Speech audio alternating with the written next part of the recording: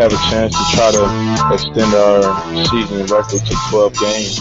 And that's important for us, and that's the only thing that's really pretty much on my mind. And I think that speaks to the masses when I say that. The defense is playing great. The special teams is getting great field position. The offense is winning. The point of attack. Find ways to win. You can't get to there until you take care of what's next. I want to be number one. Do you think you are the best? Right now, at the time in life and where I'm playing at, yes.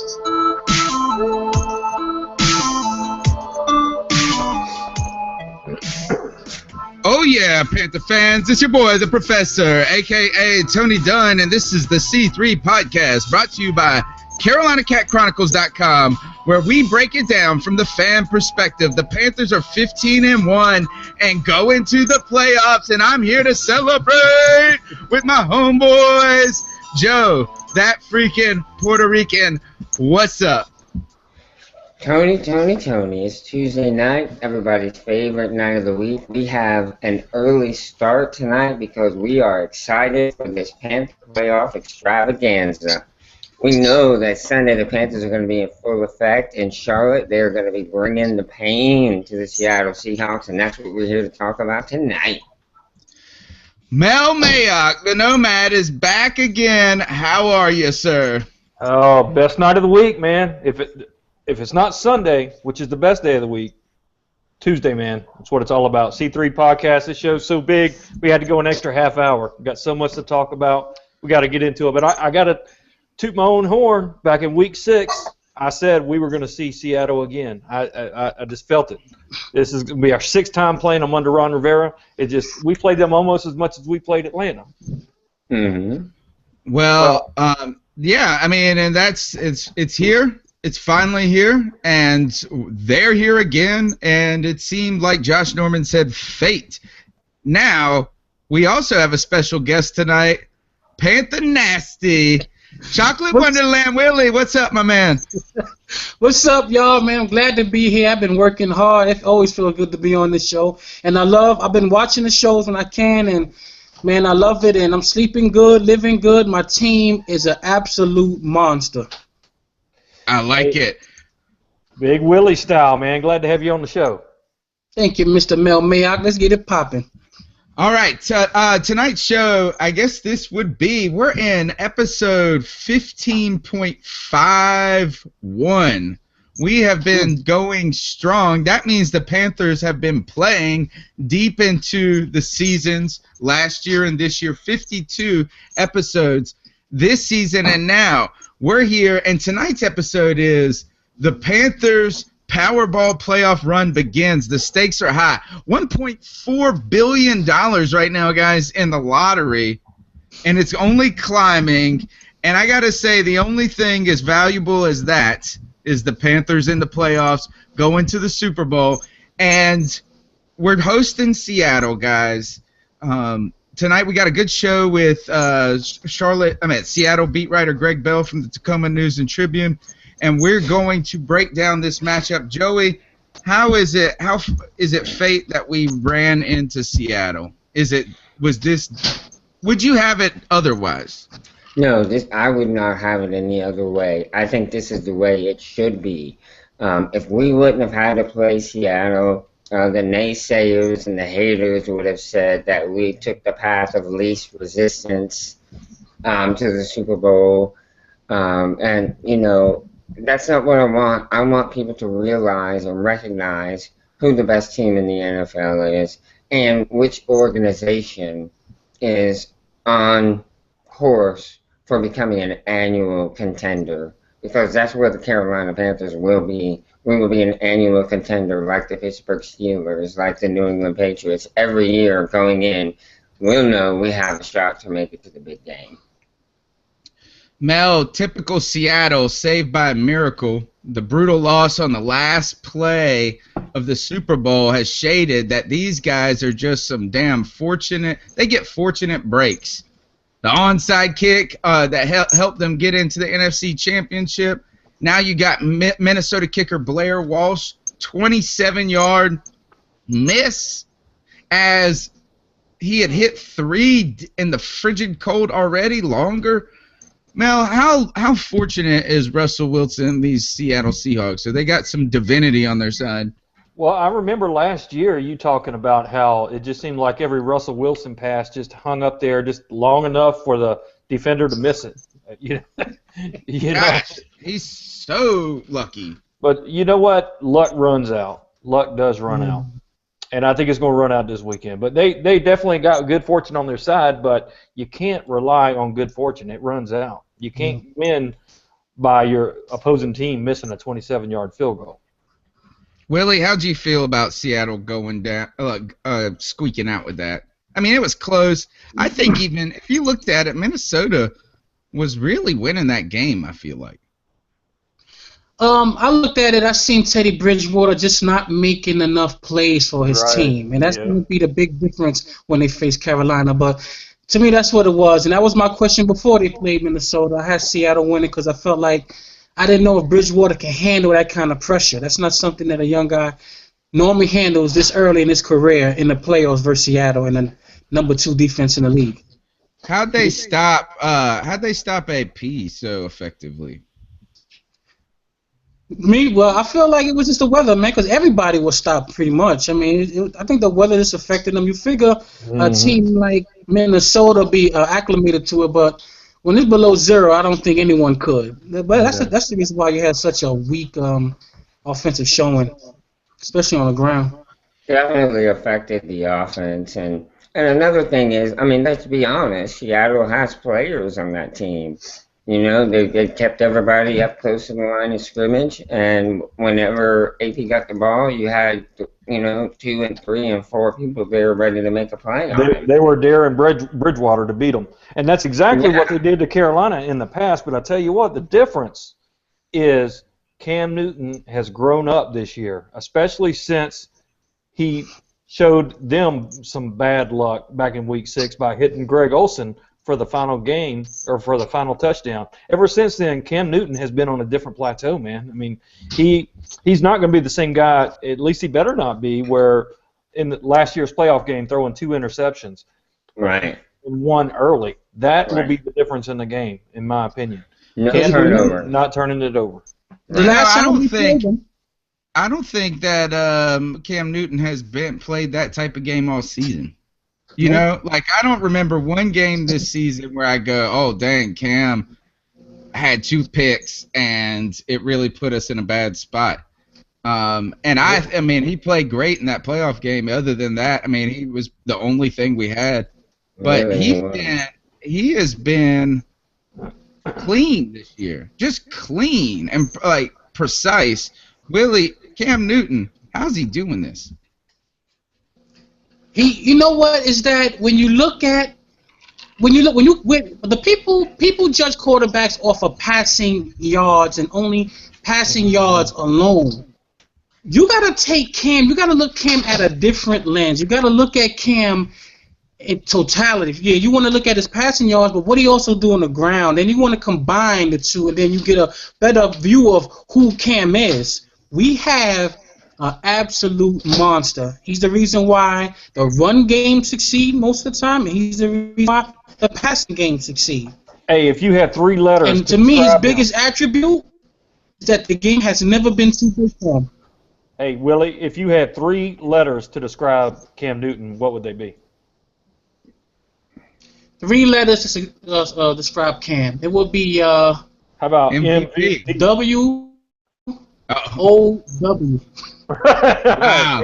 Wow. That's Wow. wow. That's better than Where MVP. is it? I don't even got one. Yeah. Oh, I got one. Joe, well wishes coming from Lynn on Twitter, hoping you're feeling better. Joey, Cam Newton has been, how is he? He's played great. And you know what? Russell Wilson has played well in these last 10 games. They have been they're 8-2 since we faced them in Week 6. Mm-hmm. They do, like you mentioned, have some players. Where do you see the biggest challenge for the Carolina Panthers coming? Is it the offense going against Seattle's defense, or is it our defense being disciplined enough to contain those divine plays by Russell Wilson? Yeah, I think that's where it's going to be, is in the pass rush. We know we've lost Peanut Tillman. We know we've lost Bene. They're out. We won't see them until next year. So we have some depth players out on the field right now. So it is going to be of utmost importance for us to get to Russell Wilson like we did in the first game, because we were pressuring him. We were making him very uncomfortable in the pocket, forcing him to make bad throws. We have to have that same game where we pressured him, but at the same time, our rushers maintained lane discipline. That's going to be huge. You got to stay in your lane so he can't escape and make those big plays. Against the Vikings, when it was a bad snap, he runs back, picks it up, gets to his feet, and starts escaping the pass rush and hits, wasn't it Lockett, I think, who he hit? For like 20 yards, right in the middle of the field. Right in the middle of the field. That's what we got to avoid. We have to avoid those kind of things where he can move his feet and then hit somebody, who's downfield deep. Let me ask you about that, Joey, because our pass rush has been, like you said, is the question mark, right? K1 Short has played well, but he's about it. Coney Ely has played okay, but nothing even really to speak of. Big Money Johnson, non-existent. Jared Allen, old, right? Right. You're going against the quarterback that makes things happen. That is it potentially advisable for you to maybe scheme differently by going Addison and Ely more to account for that, rather than the slower, meandering big guys? Well, I definitely could see that happening. It just really is going to depend on the down and distance. I think, you can do that, but also you can do stunts and twists with Jared Allen, because he's more of a speed rusher than a power rusher. So you can get him going with some speed, coming around a tackle, in a stunt. And there are creative ways for you to be able to put pressure on the quarterback, but still maintain your lane responsibility. Discipline. Yeah. So I do like Johnson, and I do like Ely being at the end, and then on third and long, sliding Ely down to the tackle and putting Jared Allen in at defensive end. And I don't think Jared Allen should be on the field for more than, 20, 25 plays. Wow. Just because he is an older player. You want to keep him as fresh as possible so that late in the game, if we need him to, get in there and harass Russell Wilson, that he's able to do it. Mel, if there's a time to generate a pass rush, Mel, is there any other time than this game? Can we get there? Well, I was lucky enough to go back and watch. I actually recorded every game this year. I went back and watched Week 6. Something that we did that was a little bit different than what I think we typically do is we actually rushed 5. That was kind of the difference in scheme that we did. We would bring Thomas Davis up. And who had a whale of a game was Ryan Dallaire. That's right. That was the game we all went crazy about him. Well, he really went off against the Bucs a couple weeks earlier.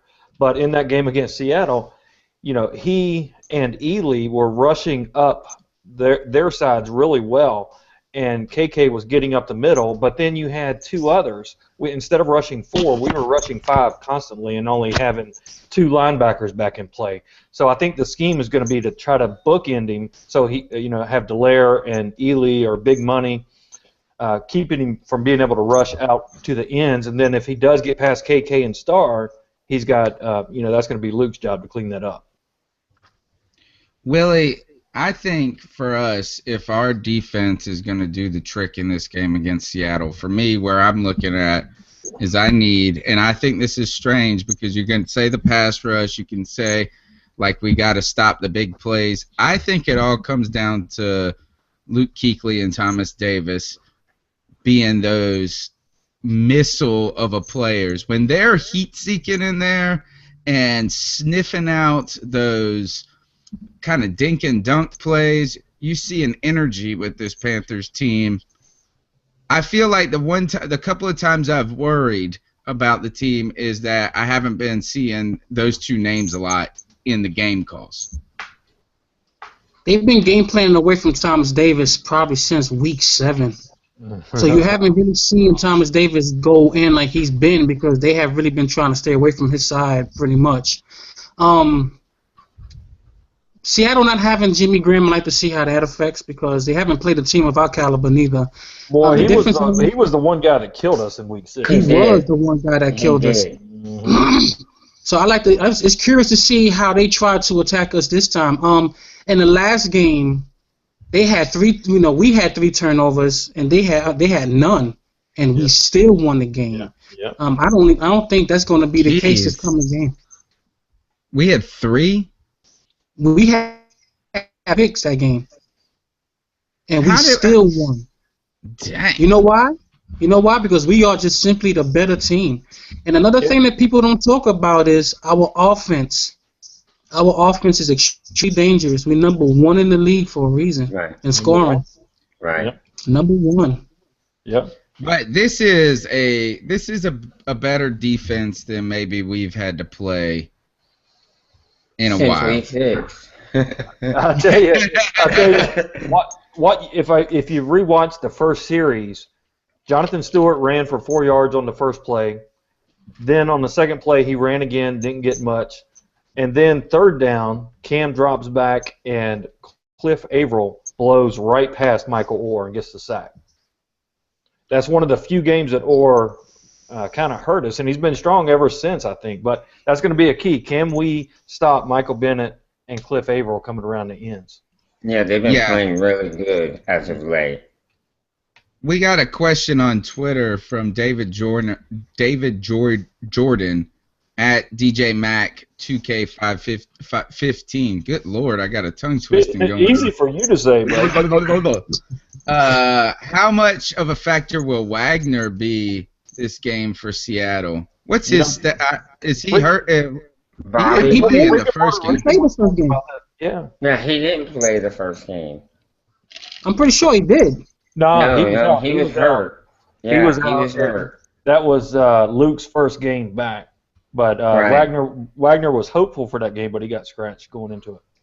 Right, and that's what my concern is, because he is a huge part of that defense. He is only one guy. He's a linebacker, but he is there, Luke Kuechly. And he makes plays just like Luke Kuechly would make. So, that is something we're going to have to account for. I think that's going to change the approach to offense that we had in the first game. But, that's the biggest concern for me is our pass rush and Wagner being back. Because I know how valuable he is. For me, I was kind of impressed at how we beat the Tampa Bay Buccaneers, who has the 5th best offense in the league. And I kind of like how our defensive ends played that game. And I kind of like how our team been playing against mobile quarterbacks all year between Jameis Winston, Aaron Rodgers, Russell Wilson. It's been a few we played. It's just containment. He likes to scramble to the right. Just try to take that from him. And that's, I think, having Charles Johnson and Jared Allen, those guys are very disciplined. They're smart. We need big plays from those guys. But if we just get a little bit from those two, especially Charles, man, wow. I was speaking to a very intelligent man a little while ago today, and he told me that the difference in this game is really up to the Panthers. It's not up to Seattle. Right. That's really it. I mean, is that we can talk about their defense and Russell Wilson, their defense, and how they've held people. They've only given up 15 points a game since week 6. It's crazy, and 17 on the year. We can talk about how good their team is in certain ways, at Russell Wilson, and how we scheme for them. But you're right. I think the key for this game is for the Panthers to win it, and they got to win the individual battles. They got to be smart. They got. It's not up to Seattle. It's up to us to go and win it. Not Did Seattle to you lose it. see the post game where Bennett was asked what kind of pressure do they feel coming to Carolina, and he said, "Oh, none. The pressure's not on us. The pressure's on Carolina." Do you guys see that post game interview? No, but what do you think about that? Is the pressure on Carolina, Joey? I think so. And what I mean by that is, I think the pressure's on us because we've not beaten Seattle in the postseason. And, we did beat them in the regular season, which was, I think, a step in the right direction. We beat them at their place, but, that's especially difficult. But I think there is some pressure for Carolina. I don't know that it's, something enough to make them falter or not play up to their capability, but there's definitely some pressure going on there.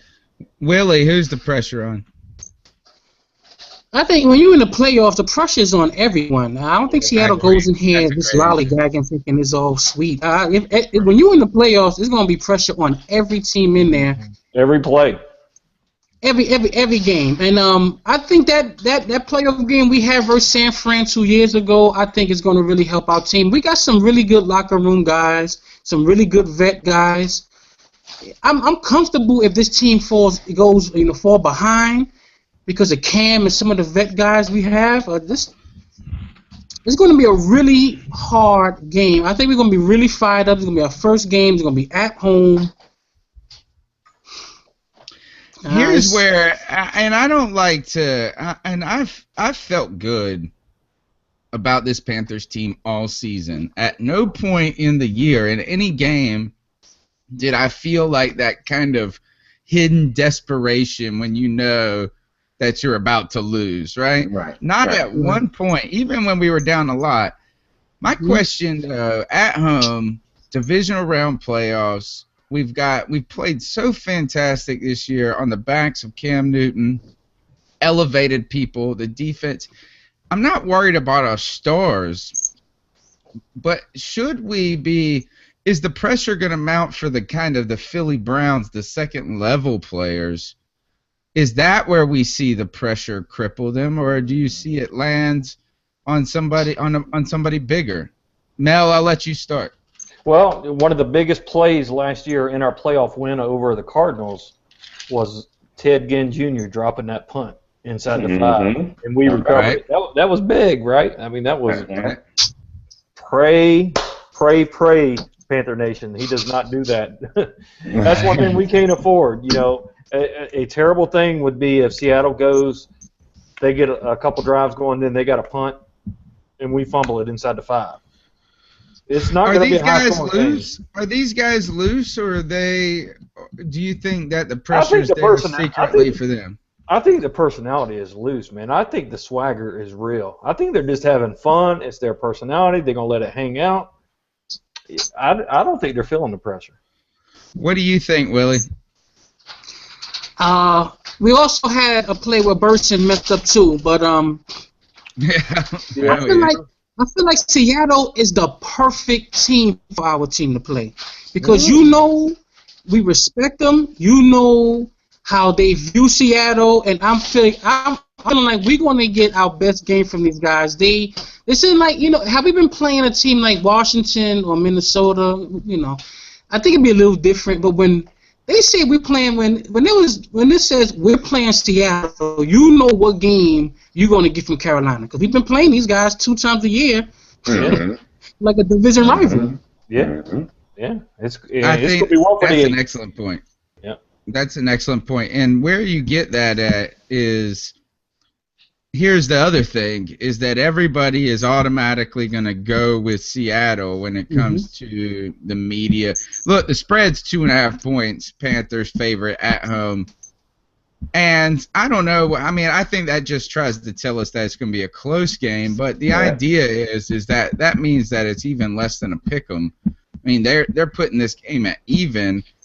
The Skip Baylesses, all those hypesters are going to go Seattle, which probably is going to help continue Carolina to fuel that seriousness that they have against Seattle. Wilbon went with Seattle They're today. not going to. What's that? Wilbon? Is it Wilbon? Yeah, he went with Seattle today. I want everybody to go with Seattle. Man. I want everybody to pick Seattle. I want Carolina to be the underdogs all the way through. I love the disrespect. Absolutely. We play better. We really do play better. Absolutely love it. Absolutely. Mm-hmm. All right, Lynn on Twitter says, you all saw Thieves Row. The swagger is real. Yeah, absolutely. Hey, Willie, I don't know if you know, man. We got a kind of a group that follows us. It's called the C3 Girl Gang. Hey, it's like I know them.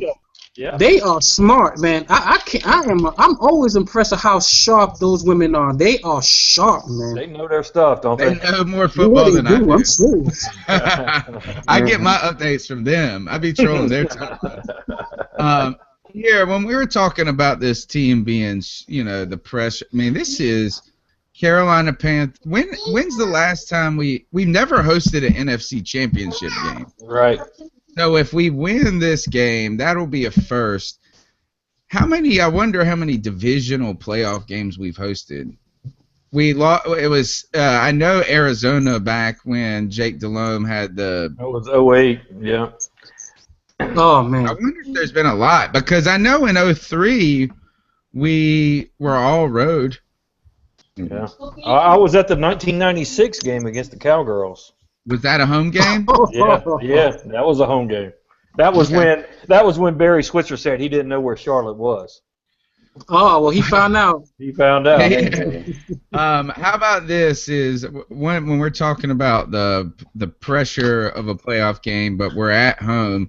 This is Cam Newton before the wild card weekend. Listen to how loose he sounds.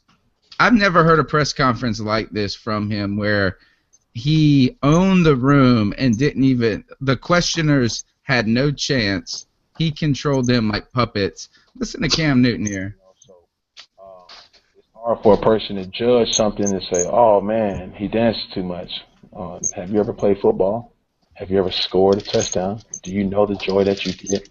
Have you ever had 70,000 people looking at you in the end zone? You got feels like 100 kids screaming your name trying to get what you have in your hands. Like that would make people go nuts, and they will live in that moment. It's kind of like a rock star going out on stage. I don't know that feeling, and I can't judge a person. I can't judge a Jay-Z or a Drake and say, man, why the hell does he do that? Like, I don't know. I mean, I look at him and I see it, or J. Cole, or those people, but I don't know. I'm not a rapper. I'm a football player. So if a person that's a mechanic, talking about a football player, I mean, he's good. Everybody's entitled to their own opinion, but really, you don't know. Y'all don't know about this team. Cam Newton loose enough to where now I feel like he's really taking ownership of his story, Joey. And he's saying... he's taking ownership over this team. This is his team. He knows that now, and he's making it clear that, hey, we are the Carolina Panthers. I am the general. And he does what he wants. That's what I say. Cam Newton does what he wants. He dresses how he wants. Yeah. He's kind of like the super hot chick at the bar. Like she can just buy a drink. I saw somebody. Go ahead. I'm sorry. And she would just you buy shots, and she ain't never paid for a drink in her life. Cam Newton does what he wants. I saw a dude today that's got a bone to pick with Cam Newton because he says now he doesn't know if his grandma is sneezing or dabbing.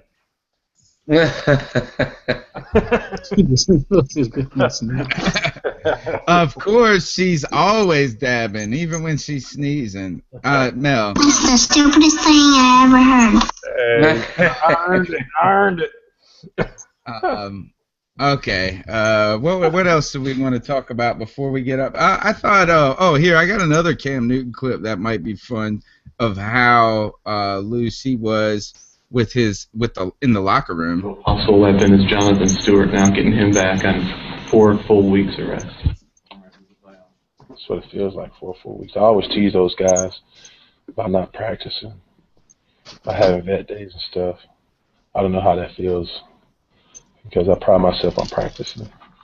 You know, guys like Thomas Davis, Jericho, Clutchery, guys, they're so fresh on Wednesdays and Thursdays and stuff. They're so happy at practice, and I'm looking at them, I'm like, dude, you didn't practice yesterday. And now I'm looking at Jonathan Stewart. It's like, bro, I can't wait to see you back out there to practice.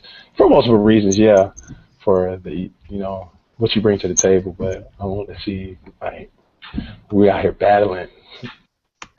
Joe, there's your taking leadership and ownership of this team, is he can say all those things with a smile. I mean, he was just joking the whole crowd in that interview, and he can say those things and bring up names like Thomas Davis, and everybody respects every single word of it. Mm-hmm. You know, and think about this in relationship to the conversation we had earlier. Does that sound like a man who is stressed or feeling pressure? Right. Good point. It may have been the loosest press conference I had seen from him. The jokes went on and on. All he did was kid around and finally say, it felt like this is all the little snipping that the media has done at him, like a little animal at his ankles. He finally turned back and did a little roar at him, and they can't say nothing about it. They just scurry off now. They asked him about his name. They asked him about the kid's name, Chosen, and said this, is that if you wouldn't have had a baby, would you have been hanging out with friends and family? Or are you going to stay at home with the baby, watch the baby? And he said, I'm going to stay with friends and family and my damn baby, basically. You know, like, it was just like, what does this even mean to me? And he was getting them back. They asked him why he chose the name Chosen. And it was David Newton, and he said, I didn't want to give him a name that had already been taken, like a David. I mean, right there was the same thing. You know, he was just toying with them. I have never seen Cam like that. Has he arrived? I do think this is his time. I really do. I mean, he wants to be an icon. He wants to be the greatest. He wants to do things that have never been done, and I love that. Thank God he's on our team. This is his time. Okay. I think, you know, Willie's kids are excited. They said, how come I can't be the chosen one? They're going to be chosen in another way, but I tell you, why didn't you name me Chosen? I tell you, man, I beat the drum because it needs to be spoken about Cam. We are number 1 in scoring in the NFL with Ginn, Philly Brown, and Cotchery. It's amazing. We are number 1. And you know what's amazing, Willie, is early in the year, and I think we were all a little guilty of it, we were like, you don't measure Cam Newton by the same stats as everybody else. He's not going to have those big 300-yard games. Yes. He's not going to have the 5-touchdown passing games. Right. But he's changed that conversation. He has those games now. And, man, he is blowing the doors off of competition. I mean, if you're gonna play man-to-man, he's going to run it on you. And if you play zone, he's going to pick you apart. I really think he is the real-life version of Madden football. Dude, we got a Ginn who plays the Cam strength because he's always been accurate with a deep ball. If he has a guy he could go deep with, even though Ginn will drop it like it's hot. But what is the word on Ginn? Is he good? Do we know? Did he practice today? That's I heard that he was going to play. That's all I heard from what I read. He Right, sounds me like too. he's going to play from what I've heard, and you just got to wonder. And they just keep saying it's a leg injury. That's what Ron Rivera said, a leg injury. They Yeah. won't say what it is. And, I think that they're going to be planning for the idea that Gim might not be what he 100% obviously. So, he is. See, here's the thing is, and this is the craziest part, and this is what Willie's saying, is that with Ted Ginn Jr. out, say he was out, say he didn't play this game, we just lost our number one receiver, and we still feel pretty good. Mhm. that's true. You're like this is like, I want Ted Ginn out there. I think he makes his team better, but it's Right. not like it's Calvin Johnson. Right. He does make this team a lot better, dude. Don't fool yourself. Well, No, I'm not saying he doesn't. What I'm saying He's is this. going to make Earl Thomas stay deep. And let's he's not let's be playing Earl honest Thomas. here. How he makes the team better isn't because of his greatness as a player. Right. He makes his team better because he's fast as greased lightning. Oh, did you guys see Dion's quote on Ted Ginn? That What's was funny. that? Oh, he said. What'd he say? He said, "I love Ted Ginn. The guy, he has gotten rid of the drops. Now, I would not drop my baby out of a burning building for him to catch, Exactly. but he's come a long way as far as catching the ball. Yes, I agree with that. But at the same time, like I said, he is not. It's not his great playmaking ability. It's just the fact that he's really fast. The defenses have to respect it. Exactly. Hey, I look at it like I look at Ted Ginn. Corey Brown is really fast. He's not. Not I'm Ted Ginn fast. I look at Ted Ginn like this. He's extremely fast, and his route running is way better than people give him credit for. I agree with that. But he can't make contested catches. He don't track the ball well. He don't high point the ball. He don't even catch. But he is fast. You do have to respect his speed, and his route running makes him dangerous. We need him out there. But We need him. my point is this, though, is that while he adds to our team, he only adds so much. Right. Like the idea is I'm not going to go and say we're not in this game tomorrow on Sunday if Ted Ginn doesn't play. Right. I'm not saying that. I'm going to say this is I think we still win. Hey guys, we got a question on Twitter from Legacy Lynn. She wants to know if she thinks we're going to use Jonathan Stewart the whole game or if we're going to mix in Cap from the way he played the last couple of weeks. Cam Newton mentioned Cameron Artis-Payne in his press conference talking about the expectations of him coming out of preseason, but them playing so well that he didn't get the reps.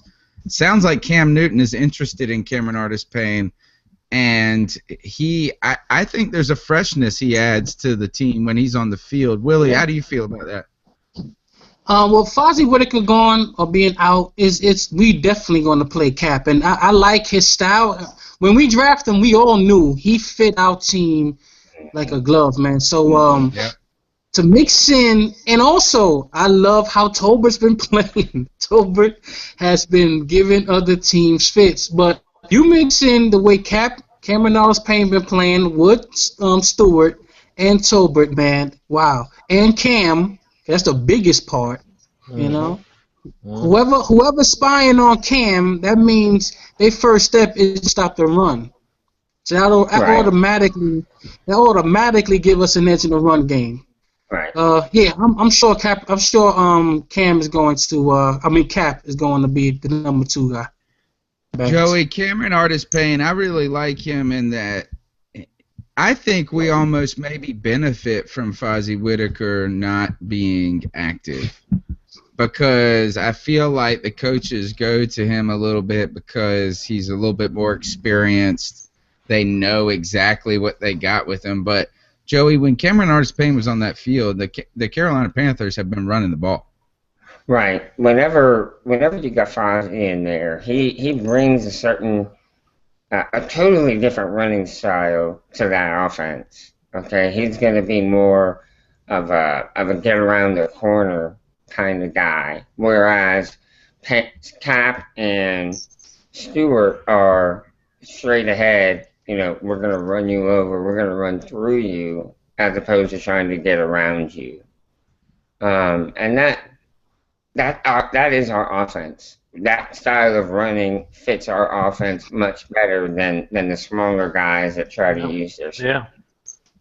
And that's why Cameron Artis-Payne and Jonathan Stewart are very similar style running backs. That's why he can step in and still do well. Mm-hmm. I like how Cap plays. I like how he catches the ball coming out of the backfield. That's another element of his game that's kind of similar to Fozzie, but he also can give you the tough yards. Mm-hmm. Right. All right. I got to go ahead and chime in, and Lynn is encouraging me to do so. I did it on Twitter. I got to say, I was hard on Tolbert, and he has helped us when we needed him this year. Still can't block. Right, and you know, we were so ready to let him go. I was counting myself among those that were ready to let him go. And all he's done is made the Pro Bowl and All-Pro this year. No. When you're wrong, you're wrong. Hey, when we're wrong, you're wrong. All right, Willie, I know you got to get out of here tonight. What's going down on YouTube these days? I see you ripping them up still. Man, it's fun, and it's fun when your team back you up. You really don't have to say much when you just go when Sunday come and they just dominate teams. Yeah, it's fun. You know, you still got Team Money. You know, Mr. Straight Facts. That's my boy, and you know everybody in there just having a good time, man. This is a good year. I'm trying to enjoy every bit of it. That's right. Yeah, you ain't kidding. Hey guys, when we win the Super Bowl, I want Team Money, I want the freaking Puerto Rican, and I want the professor coming out to Vegas. I got enough room for everybody. Come on out. Let's celebrate. Hell yeah. Yeah, let's do it. Willie, tell them where they can follow you on Twitter. You can reach me at Panther Nasty or Panther Nasty on YouTube. Word up. All right, man. We're gonna jump. We got another guest coming in just a few minutes. Thanks for joining the show. We'll be celebrating with you on Sunday. Let's do it. All right, guys. Take care. Take care, buddy. All right. Okay, so tonight, the second half of the show, we are going to get in touch with Gregg Bell from Double G from the Tacoma News Tribune, beat writer for the Seattle Seahawks.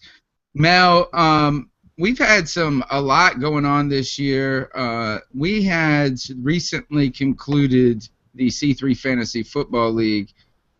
The winner of that, Jacob Powell, right? Yep. He Pimpin' ain't easy.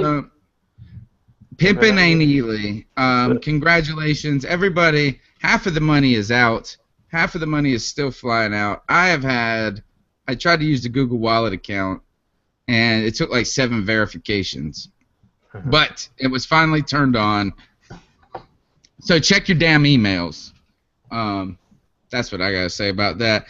Joey, you want to go shopping? Shop on Amazon while I make another drink. Well, actually, I can't make another drink. We got a damn guest coming on. Oh, make another drink, buddy. Make another drink. We'll cover for you. All right, we'll cover for you. Everybody loves a drinking professor more than a sober professor. Am I right, Cover girls? me. Am I right, girls? Maybe Miranda doesn't, but everybody else. Everybody else except for the wife. Right.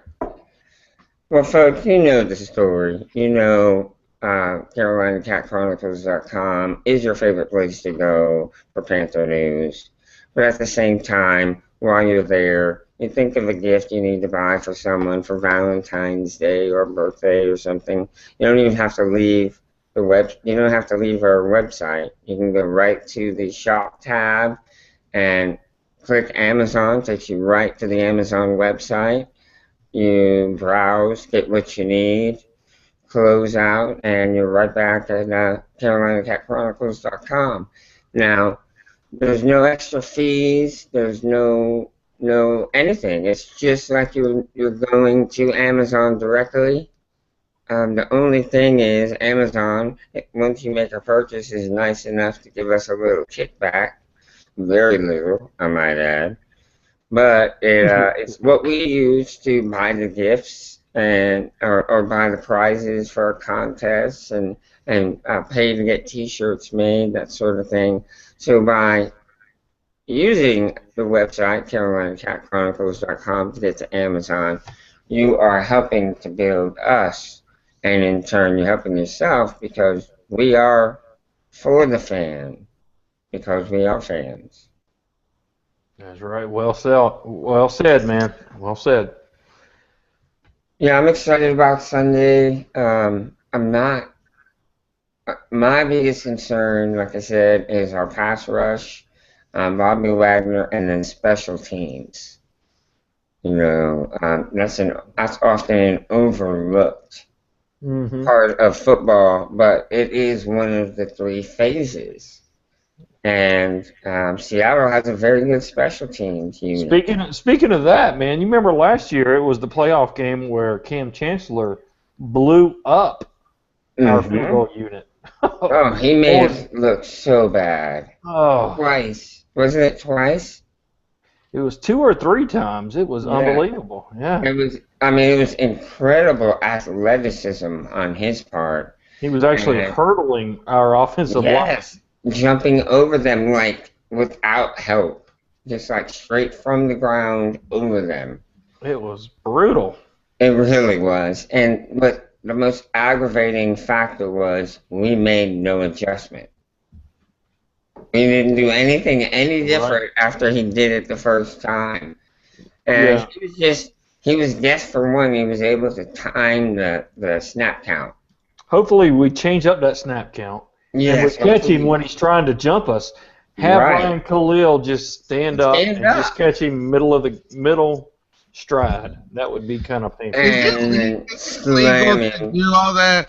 Like, what are the rules on that? If you touch the player, there's got to be something. I've seen them call a weird call against the team trying to do something like that. You can't use anybody else. Like, you couldn't jump and put your hands on the shoulder pads of another player to try to get up to block it. You can't do that. You are able to, if in the case of Cam Chancellor, you're able to jump over people and block the ball. You just can't have any assist in any way. So if your body touches them at all, it's a penalty? No, like if your foot hits him, if you were to jump over him, no. But if you use them as a springboard, yes. Yeah, he can't run and jump off the nose tackle's back to get up in there. Yeah. Right. Well, let's zoom out. You know, what we haven't done is we've talked a lot about the Panthers and the Seahawks. Whole almost 45 minutes of this right now. Let's talk about these matches that we saw. We saw Green Bay. A little bit about that Green Bay Redskins game. The Redskins, I feel like, lost that game more than Green Bay won it. I agree. What happened there, Joe? Aaron Rodgers came to life. I mean, and that's really all I can say because the Redskins, they had been a very competitive team all year at home. Right. When they looked competitive to begin the game. Yeah, exactly. That's what I thought. I was like, wow, they're coming out and they're really going to play. And Aaron Rodgers' timing was off. He was feeling pressure at the beginning, and then something clicked, and they just started, connecting. And Aaron Rodgers took over, and the Redskins sat there and watched. There was nothing they could do. You want to say towards the end of the game that I want to say anyway that I saw the Green Bay Packers establish a running attack later in the game that just seemed to wear down it allowed Aaron Rodgers to be that. But they didn't do that early. You saw, though, Krispy Kreme came out and they put 12 dozen donuts at the back of the end zone. Oh, and Lacey woke up. He was like, dude, I'm getting there. All right, Josh Norman was on NFL Countdown this Sunday. Yeah, he was. I watched it. Or Sunday Countdown or whatever it is, the ESPN show is. So they had him out there, and they did a bit about. They were talking about that game, and they just totally joked on Eddie Lacy about being fat. Now, I think it's fun for me to do it, and I've been doing it for some time now. But to have on, they were going after him, Mel. They were, and I think it's legitimate. I mean, when you're making millions of dollars and your job is to be that running back and to be out of shape, which he has been, you know, those soft muscle tears and that belly's gotten bigger and bigger. That's okay if you're a guard, if you're a nose tackle, if you're a fullback even, Mike Tolbert, that's all right. But when you're the running back, it ain't all right. But, you know, and he was on my fantasy team this year. So I'll give him an honorary ice up, son, because he screwed my fantasy football team this year. Money on Twitter says no, Rodgers didn't run the game. Lacy did. Lacy and Starks took over.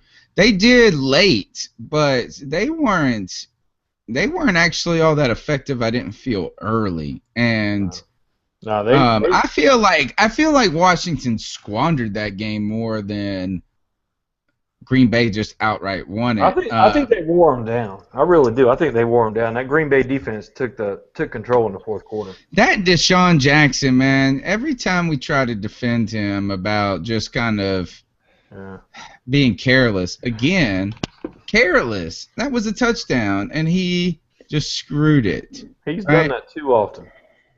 Missy says Redskins were just sad, and Green Bay took advantage. Still think Arizona creams them this week. And Jones says Washington wasn't good enough to compete with Green Bay. Playoff experience and A-Rod difference maker.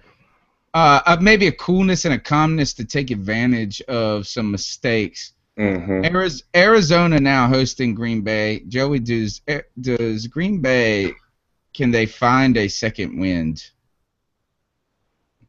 I think they played earlier in the year. And, didn't they get devastated the last time they played? Like 40-3? Yeah, it was like 38-3 or something like that. It was a total annihilation. Yeah. But you know what? I got a theory, guys. You tell me if you support this. Anytime an NFL team blows out another team and they play again, the team that gets blown out studies harder, they want it more, they make the more changes. The team that blew the other team out, they feel comfortable with what they did and they stand pat. The team that made the changes, a lot of times, they may not win, but like the Falcons, a lot of times they do. You know, after that blowout win, that team coming back for the rematch is not going to be motivated. It's not going to be a repeat of the blowout. Right.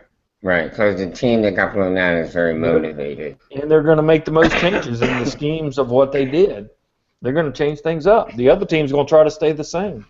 Yeah, I think, that is going to be a much closer ball game, no doubt about that. And I really believe that if the Packers are able to establish that running game early, they can win the game. Yeah. Because by running the ball and completing short passes, having a long drive, time of possession, that'll keep Aaron Rodgers and those great wide receivers he has, that'll keep them right on the sideline. Yeah, no doubt. Do you think it takes, when it comes to how a team like Arizona, we would have to play them, say, because I think that they're going to handle Green Bay. I don't think that's going to be much of a game. Now, I mean, I don't think that the Packers will just lay down, but I think it will be clear that Arizona's a better team at the end of the day. Probably. You know, maybe the Panthers playing a Seattle helps prepare them mentally for going against in Arizona. I almost feel like we're flipped from last year, where we went on the road into Seattle and played a better team in their house. Now we're hosting the road team, Seattle. I think we're the better team, like Roman Harper said, and now we're not going to go on the road. I think didn't Seattle host Green Bay last year? Or was it in Green Bay? Seattle was 14-2 last year, or Yeah, 12-4 yeah. or something. I It had to think have been Green in Bay. Seattle. Yeah, I think Green Bay went to Seattle. So this is last year script flipped. Yep, no doubt. Now the Panthers are that. Yep. Do you think that, let's talk about the psyche of this team, Mel, and how the outlook, we talked about the pressure, we talked about the confidence. At home, is this completely in their favor, or is this just going to be a coin flip? Well, I went back. Like I said, I went back and watched Week 6. I think we had at least 3 false start penalties in the first half because of crowd noise. It was brutal. It was brutal. So if you're going to the game, Panther Nation, if you're going to the game Sunday, let's turn the tables. It's going to take us being loud. I don't want anybody to be able to come on this show and be able to talk if you're at that game next week. You got to be hoarse. I remember in '96 when I went to the playoff game, I could not talk for 4 days. That's what it's going to take. Be loud, because it was a difference in Seattle, and it needs to be a difference in Carolina. Right, Seattle has the 12th man. I'm going to have like the 15th man. There you Or go. 16th man. Sure. That's what we want to have at Carolina. We want them to know where they are. We want them to know who the new kid on the block is. It was their conference, but now there's a new kid in town, and we are going to be the dominant team in the NFC. I think right off the bat, we're not going to have the 3 false start penalties that we had there because of their crowd noise. So that's a bonus. And if we can get even 1 because of our crowd on them, then we're way far ahead, and our advantage is exponential. I think we're going to win if the crowd is crazy.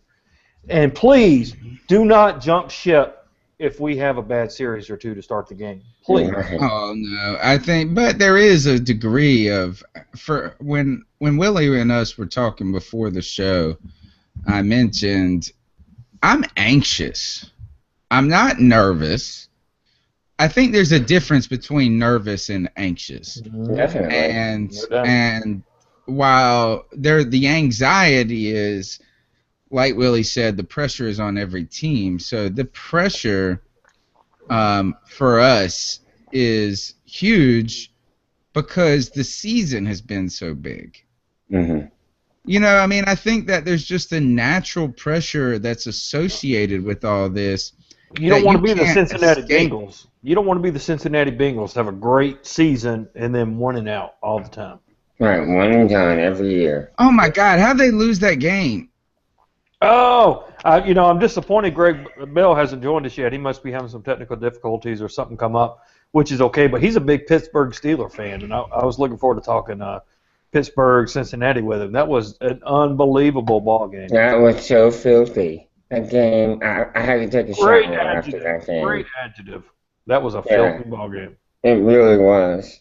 I had to watch part of that game from afar. Like I was in and out watching it on mobile, I think, or something. I was something weird, and I remember seeing part of it. But I thought it was over at the end. Like, I thought I turned. I felt like I turned it. I felt like I turned it off. I don't know what happened at the end of that, other than I saw a strip fumble or some mess. Was that at the end? Well, after the interception, Burfict intercepted it, and if you remember, the game was over at that point. Yeah, but Burfict is the guy that was twisting Greg Olson's hurt ankle last year in our tie ball game that we have, right? And Olson was calling for his suspension. Well, Burfict is the one that put Big Ben out of the game with the sack landing on his shoulder. Yeah, that was a clean hit, though. Yeah, that's what I felt. I saw that play, and that was just a damn tackle, man. That was legit. That was legit. That's right. That was legit. But then he went on and he made that interception to win the game. And, he showed out. He went running back, and I really have no problem with that. He went running back to the locker room having fun. Yeah, but then why didn't they just take 3 knees, burn the timeouts, take a field goal, and be done with it? They handed the ball off, took a risk. Weren't they already leading? They were up. They were winning.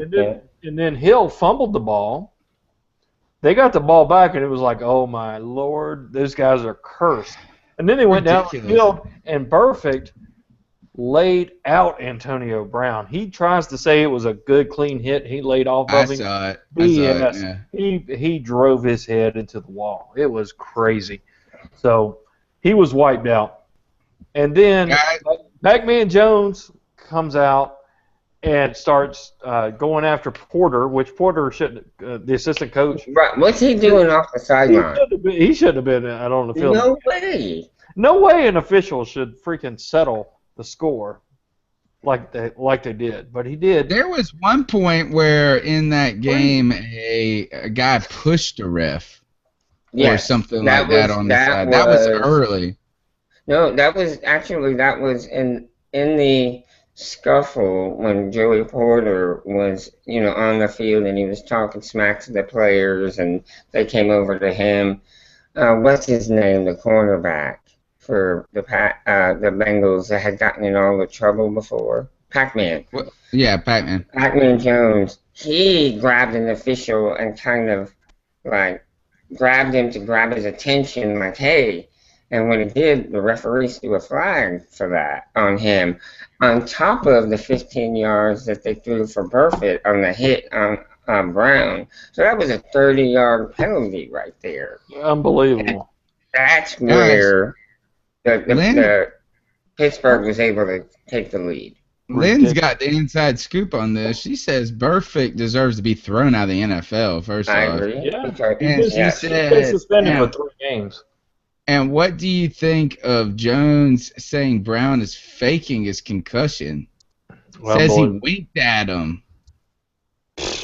I don't know. I mean, I felt like, are you talking, is it based on that hit at the end that he threw? Yeah, you watched that. It was bad. Let me say it was bad with malintent, but I don't think it turned out terribly bad. I mean, he was unconscious by the time he hit the ground. You watched that. He was slobber knockered. Yeah, his eyes were shut before he hit the ground. Slobber knockered. Yeah, he went totally limp. So he did just hit him clean then, not clean as in a clean hit, but No, right. He caught he caught him right in the head, like a punch, but with the shoulder. If you guys have not seen it must have just been right in here, perfect, it was. And if you guys have not seen the movie Concussion, you need to see it. All right, I think we need to check and see if T-Money is here. T-Money, can you hear us? We got no picture, but maybe you got sound. Nope. Nope. All right. Well, he's in the midst of joining us. He's in the midst of joining us. T-Money, try backing out and coming back in. We can see your icon. Oh, there he is. T-Money. Oh, we can't hear you. Look at him. He's bundled up for winter, though. We can't hear you. He's live from Minnesota. Live from Minnesota. So, he may have to back out and then come back in. Yeah. Speaking of that cold weather, it was, each person looked like they were like an individual chimney. Mm-hmm. Blowing out steam. Did you see that dude take his shirt off? Crazy pneumonia wanting son of a gun. All right, T-Money, do you got sound now? Can y'all hear me? Oh, yes. You're good now. Loud and clear. Buddy? What's up? How you doing, man? Good, man. Tired. School. I'm tired of the semester already. Woo! It's early, brother. Don't talk to the professor about that. What we're not tired about is this euphoria we're feeling for these Carolina Panthers, 15-1, going up against a rival, well-known team, Seattle Seahawks. T-Money, I know you got some facts for us on this, that you must have an opinion on this. Yeah, most definitely. I feel like it's a lot of nonsense going on because I've been getting hit by tweets from Seattle. First of all, I don't know, maybe it's just me, but I'm starting to hate Seattle like they're a division rival or something. Mm-hmm. We play them like they are. We sure play them 7 times. That's like playing I feel like we're playing twice a year. We are. We play twice a year, 2 years in a row. Yeah. Yeah, so And then it's a lot of nonsense going on. They're forgetting that even though that game was close and they had the lead, their three best players in that game all aren't there. Lynch is hurt, deciding whether or not he wants to play. Graham, that was his probably best game as a Seahawk. Right. Sure. And then Lockett had the catch of the game, Austin Kurt Coleman. So even from last time. Are you saying Lockett's not there? No, ain't Lockett out for the year after that. Right. You're talking about Ricardo Lockett. Yeah. The guy broke his neck or whatever. Yeah, right. Oh, not the good Lockett, which is Tyler Lockett. Right. As a receiver, We got to worry about him. Yeah. I care about him more on special teams than offense. Yeah, after Thread as a punt returner. Yeah. I mean, the best play they had last week was that play where Russell Wilson missed the snap and it went 10 yards behind him. You try to do that. That was insane. That was insane. Anytime you see that play, I was watching it with my wife, and she was doing something, and she had, like, looked away or whatever, and she just looked up. I said, dang, I reacted, and all she saw was him catching a pass. She was like, oh, wow, he's wide open. And I said, no, and I rewound it. I said, look what happened first. So, it was. We've got also a special guest tonight, Gregg Bell, Double G, from the Tacoma News Tribune. What's up, Greg? Hey. Greg, good to see you again. Good to see you again. Glad we've got you on again. Hey, we had you during the playoffs last year. We had you week 6 this past year. Told you we'd probably see you again, and here you are. Glad to have you. Hey, thanks, guys. I'm sorry, I clicked on the wrong link. That's why I'm late. But, yeah, how's everybody been? We are doing well. We're ready for this. We're anxious. This playoff game is coming, and we know that you've been following. Professor, sorry to interrupt you, man, but before we talk Panthers Seattle, I got to talk a little bit of Steelers with Greg. I know that's your first team of choice, right? As a fan, that's who you follow. What'd you think of that? What'd you think of that Steelers Bengals matchup? I was all for it. I wasn't real for it when Landry Jones came into the game. But, Big Ben doing his Willis Reed imitation. Yeah, really. That looked like the Cincinnati I know, fans throwing stuff at guys. That was normal. That's like Atlanta Falcon fans. Yeah. Yeah. No, I was in my hotel room in Minneapolis watching that game, and I was a little concerned, I will say that, but I knew there was enough time left even after Jones threw the interception. I didn't think that they'd fumble on the next snap, the Bengals. Crazy. Yeah, I turned it off. I turned the game. I switched it. I thought it was over. To what? I had to go to bed or something. I forget what I did. He has 3 kids, so probably like My Little Pony or something. Yeah, and we're on Eastern time here. It's already 10:40 here. That's true. But we really want to know about Seattle. 8-2. 8-2 since week 6 against the Panthers. How have they put together this run, Greg? Their offensive line's finally blocking somebody. They were not blocking anyone, even when you guys came out. The Panthers came out in October. They had 31 sacks in the first 7 games. They replaced their center with Patrick Lewis. It used to be Drew Nowak, and he couldn't get anything done. He couldn't recognize defenses. He was playing for the first time as an undrafted defensive tackle, playing center for the first time in his life. First 5 NFL starts. This first time ever starting in the NFL was to start this season. They finally replaced him with Patrick Lewis, who was starting last year at the end of the season when Max Unger was injured. And that changed the offensive line. That and during the bye week in early November, the coaches said to Russell Wilson, get the ball out more quickly, throw it on time, help our offensive line out by not scrambling, not extending plays as much as you like to. And that combination created the best 5 weeks that passers ever had in the NFL. Wilson ended up with 4,000 yards passing. He's 34 touchdowns, 8 interceptions. The 34 touchdowns and 4,000 yards of team records. He's become a drop back from the pocket passer who can still run when he has to. And that's something that the Seahawks didn't have the previous 2 years. Their offense, guys, is more diversified and can beat you in different ways now than just pounding the ball with Marshawn Lynch and hoping that Russell Wilson gets loose outside on improvisational plays. Now they have a drop-back passing game down the field that they hadn't had the previous 2 Super Bowl years. I think you're making a great point about how well Russell Wilson has played as of late. He's been lights out, absolutely lights out. 68% completion rate, I believe. Yeah, that's what he finished for the season. That's really, I mean, that's amazing. Is the level of talent of the opponents, does that have anything to do with his success in these last few weeks, do you think? Well, he lit up Minnesota when they were still leading the NFC North on December 6th. He and Doug Baldwin and Tyler Lockett down the field took apart the Vikings that day. They crushed Arizona 36-6 at the regular season finale, but the Cardinals really laid off in the second quarter of that game when they saw that the Panthers were going to beat Tampa Bay. There was nothing left for Arizona to play for, so they took Carson Palmer out of the game. The defense stopped blitzing. But early in the game, it was 17-0 early, so that even when they were trying to play for something, the Seahawks jumped right out on him with Wilson's passing game.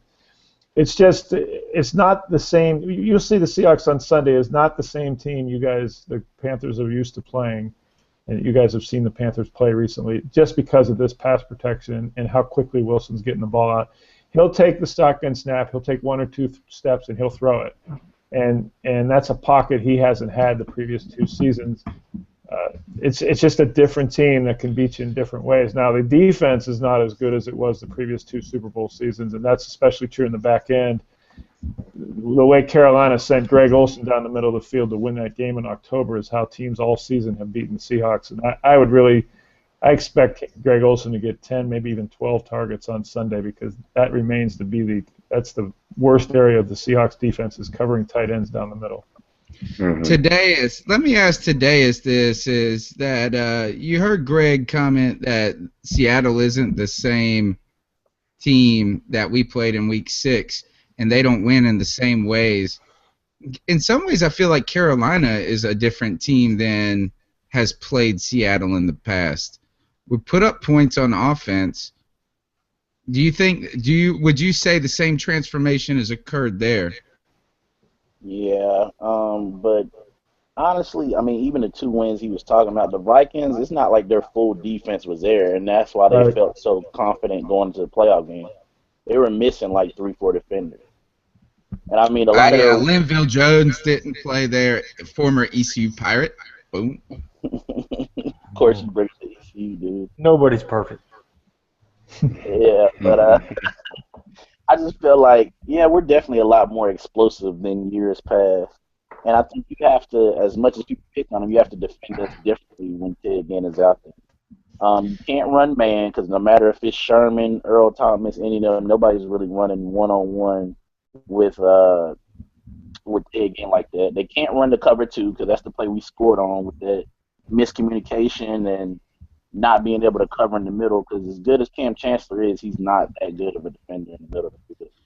Let me ask you about that, Greg, is that a lot of Panther fans out here have been saying that we should try to expose Cam Chancellor in like pass coverage. How do you do that? And is that a strategy, or is that just kind of a fan thing that's where we're just drumming up stuff to talk about? And how did that game end last year? An interception by Cam Chancellor. Right. I mean, that was Cam throwing it late, though. Ed Dixon and Burson sucking. I think it was Burson being slow.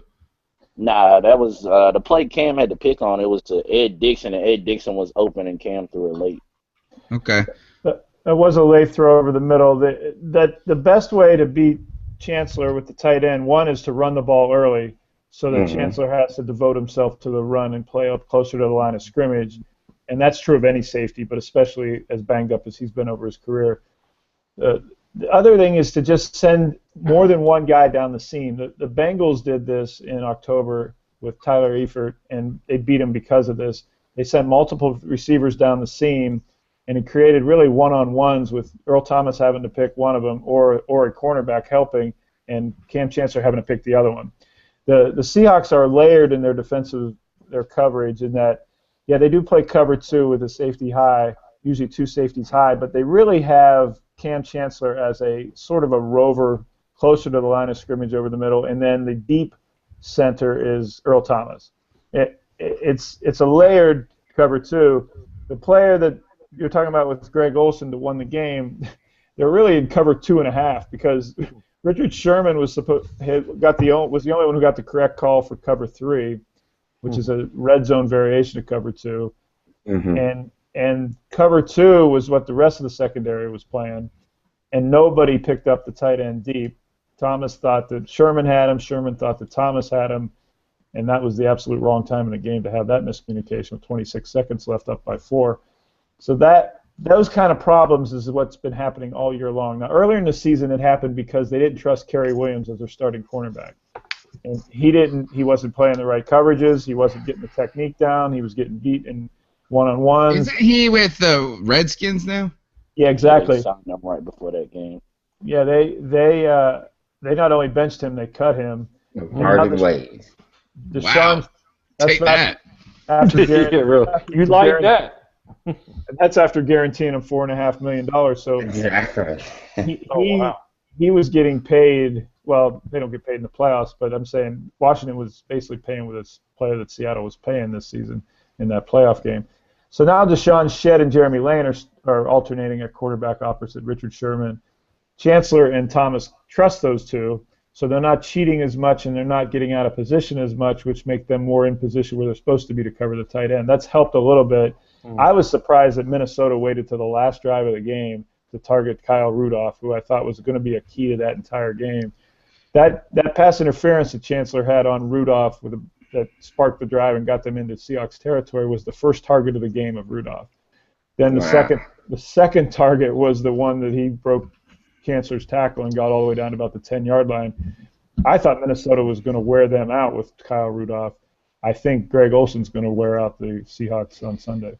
You know, the whole fantasy football world has thought Kyle Rudolph is going to be good for 2 years now, and he's left us disappointed.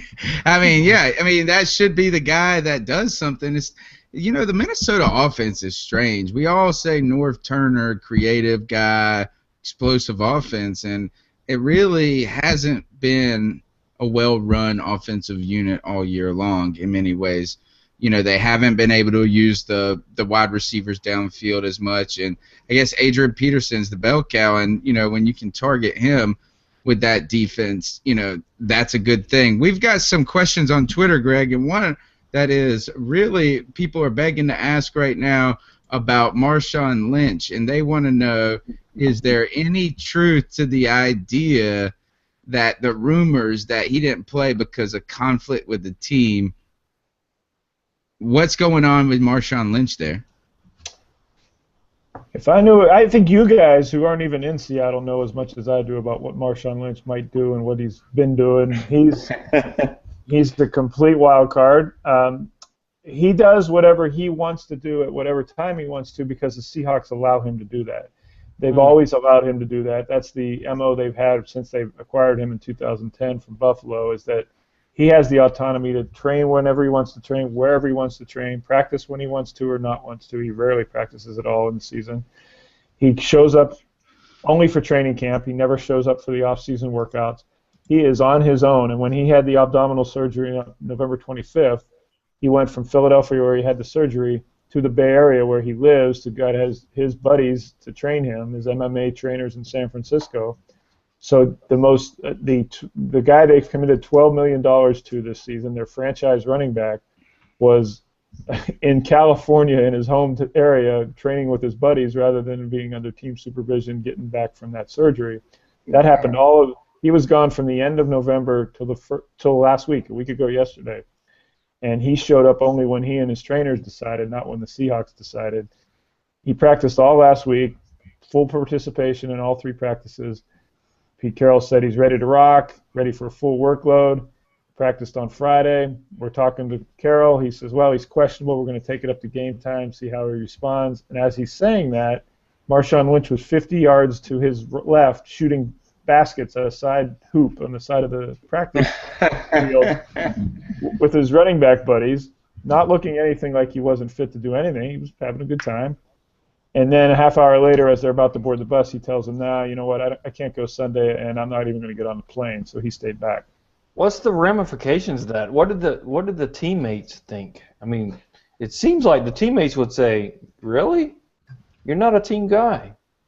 Most teams would on most teammates. Now in Seattle, this has been like I said, this is how the Seahawks have dealt with Marshawn Lynch. He comes and goes as he wants to, and so I'm sure a few people rolled their eyes. But the production he's given them the last 5 seasons, it's worked out for the Seahawks. They've gotten everything out of him on Sundays. From 2011 until this season, he was the league's leading rusher in yards and in touchdowns, and that trade-off was working for the Seahawks. Now, when he's not on the field because he's injured for the first time in his career, in his first career surgery, that trade-off doesn't work anymore. And the teammates start wondering where the heck is he. They all say as long as he shows up on Sundays, they're all for it. He didn't show up, even get on the plane for last Sunday's game. I think he's going to play. The question right now, the status is day to day. I think he's going to play Sunday because it may be his last hurrah in Seattle. Mm-hmm. Mel, do you think he's just buying lottery tickets right now like crazy? Hey, 1.5 billion, man. Like, maybe he's like this. I'll just stand in line and buy lottery tickets instead of play football with and try to land it. I've heard that players have chipped in $1,000 a piece on some teams to get to deliver these lottery tickets. So maybe that's what he's doing. It's crazy. It's a saga that seems to strangely be catching Seattle at a time you wouldn't expect it. But I think Seattle is 8-2 and doing well and going into the playoffs, and he's being flighty. You would think this is the one time he wouldn't be flighty. I think it's a combination of things. I think it's one, I mean, as much as they're never going to let go of the whole passing the ball at the end of the last year's Super Bowl, that was already an issue. Second of all, I think, too, the way I've heard Seattle and, the fans talk about when Thomas Rawls was balling, Marshawn may be able to – I heard a lot of fans say that, we can kind of let Marshawn do Marshawn, trade Marshawn, because Thomas Rawls came in, was getting 200 yards a couple games. Christine Michael is not Thomas Rawls, right? I mean, but Thomas Rawls will be there next year. Yeah, but this year Christine Michael is not quite the same. Yeah, I agree. Yeah. But even I've heard they're feeling like Christine Michael is running the ball better than he did the first time he was there, just because I've heard. But in week 6, Marshawn Lynch had 54 yards. I mean, he didn't exactly change the game. I mean, if we're being honest, Jonathan Stewart's ran more yards than Marshawn Lynch the last 3 times we played. Mm-hmm. Right. The difference in the game really is Russell Wilson, not Marshawn Lynch. Okay. All right. So let's talk. Actually, to me, what the matchup I'm looking at, and Greg, you'll be able to give us some insight into this, is the Seattle defensive pass rush has been very strong say over the last 6 games. I feel like you got Chris Averill. Is this where the whole game is determined right here? Because the Panthers have had good offensive line play this year, but as of late, our defensive line is slacked. Are we going to be just looking at which defense beats the offensive line?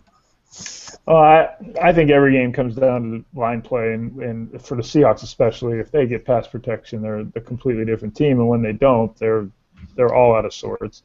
I think Seattle's defensive line, you're really talking about Cliff Averill and Michael Bennett, who have been the 2 best players on the team. Mm-hmm. Those 2 and Russell Wilson have been the 3 best players on this team. And Doug Baldwin's been a product of Russell Wilson's throwing, and he's at 14 touchdowns, 15 now after last week. But on defense, the 2 best defensive players have been their defensive ends on the outside.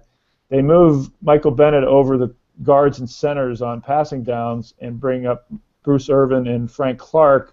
So you got Clark, the rookie from Michigan, who's very fast, and then you have Averill, Bennett, and Irvin, and that's your pass rush set, and they're faster than most linemen, and that's been very effective. They started using that over the last half of the season.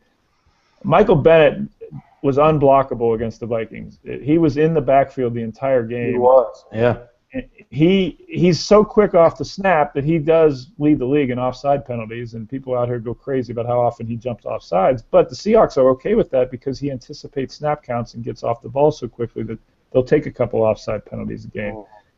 The Panthers need to have an answer for that because he not only is great on the pass rush, he can wreck running games. Now, which side is he on? Would he go up against our right tackle or left? Most times he's left side, and then on passing downs he comes in as he can float all over the place. He can be a right defensive tackle or a left defensive tackle. So he's going to play Remmers, who has struggled for the Carolina Panthers of late. I wanted Darrell Williams in there. Mm-hmm. Yeah, but I don't think you can bring him in at this point in the season. He just hasn't had the reps to where I think he's going to feel good, even though he looked good early. We got a question on Twitter for Greg. What's the consensus in Seattle as the biggest worry facing the Panthers? What are they most concerned about?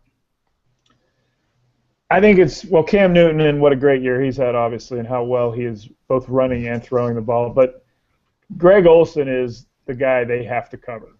And he's the guy that, if I were the Panthers, like I was mentioning at the top, I would throw it at least 12 times to him and see how the Seahawks cover him. The Seahawks have had pretty good success keeping Newton from running outside, and even in the read option games, they've done pretty well against the running game of Newton. Yeah. But in the past, they haven't really seen Newton throw the ball down the field from the pocket or on time. He's often thrown the ball improvisational running around. Right. And we noticed in the October game, he wasn't doing as much of that. And we also noticed in the October game, and you guys would know this better than me because you've watched them all year, he didn't seem to be forcing throws. He would throw things away. He even took a sack or two that he used to take off running from. He seemed to be a more conservative, less risky quarterback with the ball. And that's something that the Seahawks, they used to expect Newton to make one or two risky throws that they could jump on routes. And it didn't happen in October. So the two guys, Newton, because it starts and ends with him, and I also think that because it's Cam Newton in an MVP season on the biggest stage he's ever been on as a number one seed, he's going to try to be Superman and more, and he's going to try to do everything and be the man on the game as he should be with the season he's had. But number two is Greg Olsen and the tight end success that the teams have had against Seattle. Those are the biggest threats, I think. Now, Jonathan Stewart, if he has a good game, is going to make the throwing and Olsen even better, like I said, because it's going to attract Chancellor to the line of scrimmage. But I know he's been hurt for 3 weeks just coming back. I'd say 1 and 1A is Cam Newton and Greg Olsen. Joey, do you feel that our defense can handle their offense? By the way, and to follow up on what Greg was saying with Cam Newton is he's thrown 35 touchdowns this year, 10 interceptions. Right. And that has been the difference with Cam. You look at that ratio right there. He's not been any of the mistakes that the Panthers have made throughout the season. It just really hasn't been him at all. But Joey, I want to ask you: Can our defense stifle their offense? Because I don't think that their offense is prolific, even though it's put up points lately. I think that we've got some pieces there that can handle them. I think it comes down to our stopping the run. Right. If Marshawn Lynch doesn't play, assuming he doesn't play, that's going to be a big advantage for us. They are definitely not the same team without him. If he does play, they like to go to him, so we are going to have to make them throw the ball. In the case of him not playing, Russell Wilson has been extremely effective as of late. Right. But it really is going to require our offensive line to pressure him. We were able to get to him in that Week 6 game where we caused him to hurry. We sacked him a few times. We just had him out of sorts. And that we're going to need that same effort from our defense this Sunday. Well, all right, I know everybody's time is precious, and we're approaching the end of the show, so we're going to let Greg get out of here. I know he's busy. Can you tell us, Greg, though, will you want to pick this game for, or is that against the journalism ethic? No, that's fine. I pick it in print, too. You guys aren't going to like this, but I thought for 2 months, well, I'd say the last month now, that the better matchup of the possible matchups here in this round and in the NFC title game was Seattle at Carolina because of the deep passing game, how it's worked for Seattle recently, and the injuries in the secondary for Carolina. Right. They're going to target Robert McClain. I mean, the guy was drawing pictures and painting here about a month ago, and now he's the starting quarterback. True. So they're going to go after him, and they're going to go after him with double routes and a couple receivers Xing in front of him. They're going to probably wherever he plays. They went after Peanut Tillman early. Yes, they did. Yep, and they're with Tillman out, they're going to go after his backup. You're absolutely right. And Ben Wickery is a guy that they really thought was a great defender in the slot. He kind of neutralized Tyler Lockett in the first game, and I know the Seahawks, they have a lot of respect for him, and him missing as well is something that they're going to challenge the nickelbacks. And it's just, I think as much as Seattle wants to run, especially if Lynch is back, they're going to throw off and down the field. And if they have any kind of protection, I could see them pulling off an upset in Carolina. Now, I know this is the biggest game that Carolina's had in a day or two, and it's Cam Newton's biggest game. And all that being said, it wouldn't shock me, guys. I'm not going to come out and predict the Seahawks. Do it! Don't walk the line! All right, let's call it Seattle 24 and Carolina 20 because of a late deep pass down the field, and you guys. Oh my gosh, the miraculous Russell Wilson. Let me ask you real quick: is Richardson is he done for the year? Yeah, he's on injured reserve. He's okay. All right. That's our guy. Yeah, because he's best boys with Ben Wickery, so I guess they're both out this year. Yeah, I really like Ben Wickery. Every time I've seen him play, and I've seen him a lot lately. He's been great, and I don't know. I always thought he should start as good as he's covered, but I know they like him in the slot better. Well, Greg, we have played you guys 6 times since Rivera's been head coach. That's almost as much as we played our division rivals.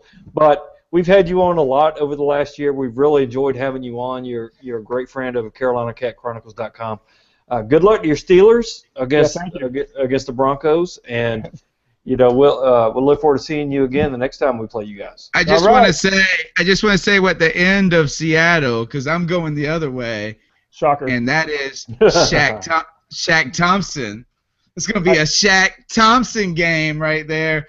How you like him? He's been coming on as of late. UW. Yeah, that's my guy. He's a good dude, and I'm glad he's working. I knew he'd be. I think I was talking to you guys at the beginning of the season. You were. We like him, and it sounds like he's been everything as advertised. He's been great. All right, thanks a ton, Greg. That's Gregg Bell from the Tacoma News Tribune. Thanks a lot. All right, we've got to get into the more edgy parts of the show where we can't allow journalists in. We are closing down the show tonight. We just went freestyle tonight. We're going to do our picks. We tossed all the segments to the road, but we cannot get out of here without doing picks and a little ice-up picks at the end. I'm going to open it up to our guest. T-Money, tell us who you got in this game, what the score is going to be. I got the Panthers, and I think the score is I don't think they're as competitive as their fans are going to say, so I'm going to give them a little bit wider margin. I'm going to say 28-20. Hey, that's where I'm kind of sitting at. I'm going to say 27-17. Wow. All right. Panthers, obviously. Mel, who you got? Well, earlier I had said 20-17, but I watched that game this past the Week 6 game here earlier today, and I could see some adjustments being made, and I think it's going to be a little bit of a higher scoring game. So I'm thinking 37-34 type of game. It's going to come down to the very end. I'm definitely going Panthers. There's no defense in that game. Well, no. If they put up 34 points on us, I'm going to be pissed. Me too. I'm going to be damn mad. Yeah, well, you're going to be mad while we're going to the NFC Championship game facing Arizona, but that's all right. Joey, I think our defense comes through in this game. I think their offensive 34 to that Seattle offense. Arizona's offense really scared me. Yeah, but you go back and watch that Seattle offense. They do go deep, and they got some speedsters. They got some speedsters. There was a play early in that game where they had Lockett go right one-on-one with Harper. He missed the pass. Well, that's just dumb. Yeah, he missed that pass, but I don't know about it. We were playing Harper on Jimmy Graham one-on-one all game. So yeah, but then they isolated him against Lockett, and they had him wide open. He missed him. Joey, I think we game plan. Wait a minute, T-Money, were you sneezing, or should I say God bless you, or were you dabbing? Somebody's grandma said that. Somebody's grandma. And of course, Mel's the grandpa around here. Joe, I'm gonna be pissed if we give up 34. Yeah, I don't want to give up 34, but I mean, I think we game plan for Tyler Lockett. I think that's what we do. Is we say no Russell Wilson, no Tyler Lockett, no huge plays. Keep them under control. My score is kind of on the high side, too. I'm going 31-28 Carolina. Graham Gano gives us the win late. Oh, man, if it comes down to that last kick, is everybody going to be, like, sweating that kick out? Wondering if there's divine intervention. No doubt about it. My whole thing is, no, I don't never think he's going to miss. I just think it might get blocked. Well, yeah, right. It's just as bad. That's happened 3 times this year. Yeah. That's definitely possible.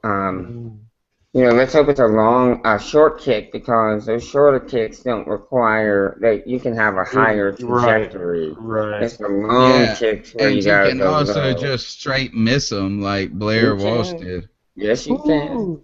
Thank God we won't be playing in sub-zero weather. Let me say this: was it not strange? Was it not the first time you've ever seen laces in, and it was all game? Yeah, all game long. I felt like it was like every time it happened, it was like, like you saw. I've never seen a game where the laces have been in every damn time. You got one job. You got one job, Holder. Nah, it was so cold they weren't even trying to spin it. Right. Yeah, I heard he couldn't feel it with his gloves. I just have never seen it. I've never seen it. It didn't matter in the first ones. He just screwed up. All right, well, we got to keep going. We got to get out of here, guys. It's time to do the Ice Up Picks of the Week. I know that everybody has been waiting for this moment in so many ways, because this is where this might be our best segment always. And it's where we tell somebody in the world to ice up, to get it together. Steve Smith might be on the line here talking junk about Josh Norman and people like that. Lord, he's still trying to be relevant. But, Mel, you always got the good ice up pick. Do you want to start tonight, or are you passing the ball? No, I'll start up. The beauty of the NFL, and really the beauty of all sports, is the coming together, the identification of a common goal, a common community, a common ID. I mean, 1988, the Charlotte Hornets come to Charlotte, put Charlotte on the map. Before that, we were a dot on a map. After that, we were a professional city. We lost the Charlotte Hornets. That sucked. We had to deal with the Bobcats. We got them back. The Carolina Panthers come to town, 1995. We become a big league city. I got to tell you, an NFL team brings identity to the city that they're with. And people like us live and die with that team. We wake up, Carolina Panthers. I got Carolina Panther heads on my wall. I've got Carolina Panther signs behind me. I've got Steve Smith up on my wall. I mean, I live and breathe Carolina Panthers. If we ever lost the Carolina Panthers, my heart would be ripped out of my chest.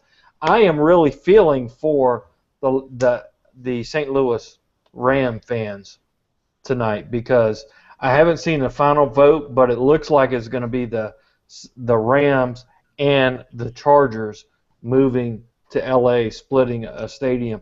And I tell you, those fans... It's gone through, and it starts next season. So the Chargers... Does that ruin two organizations? It's awful, man. I mean, people live and die with this stuff. It's not. But just the LA fan base is kind of fickle. It sucks. Yeah.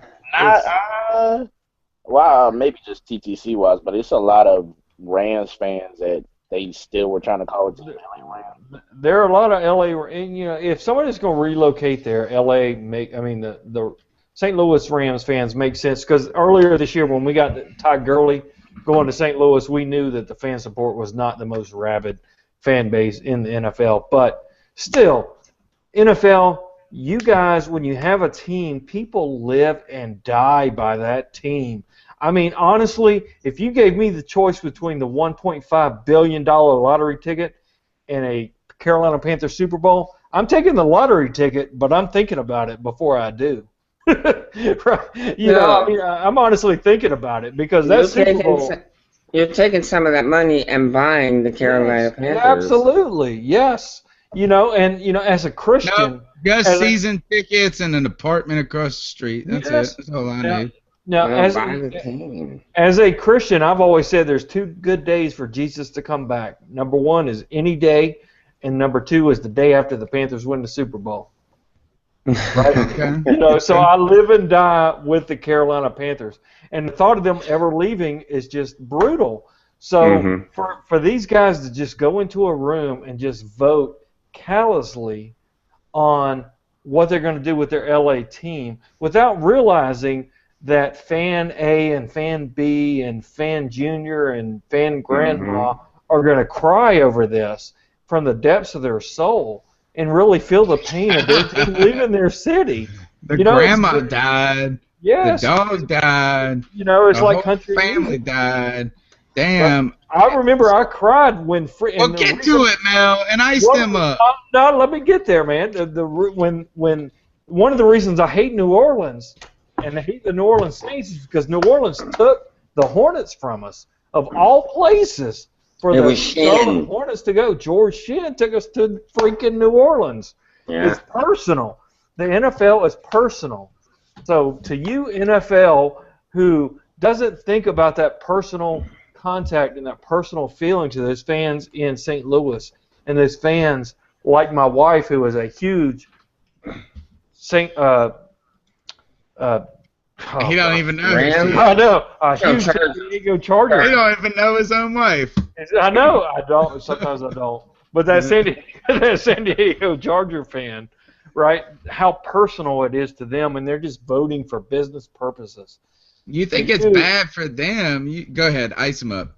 Yeah, you want me to just go ahead and end this segment, right? But for you, who didn't realize how personal it is and it's all business, to you, NFL, please ice up, son. I think it's crazy that the St. Louis Rams, who won all those damn Super Bowls and were the craziest freaking fantasy football team ever. They invented fantasy football. The greatest show on turf, yeah. And how you move that crazy? Imagine if our team won that multiple Super Bowls and then they left. That would be some shit.